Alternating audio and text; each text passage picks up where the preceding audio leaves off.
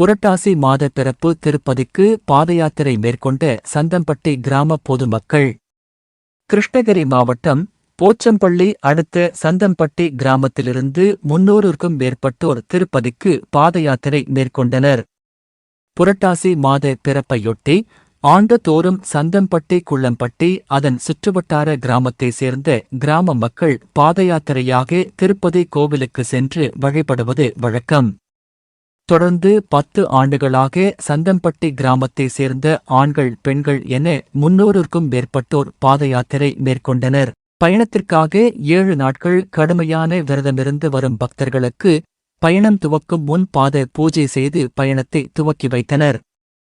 அப்போது சுவாமி அருள் வந்து அனைவரையும் நல்லவிதமாக அழைத்து சென்று வருகிறேன் என உறுதி அளித்தையடுத்து பயபக்தியுடன் அனைவரும் பாதயாத்திரையை துவக்கினர்.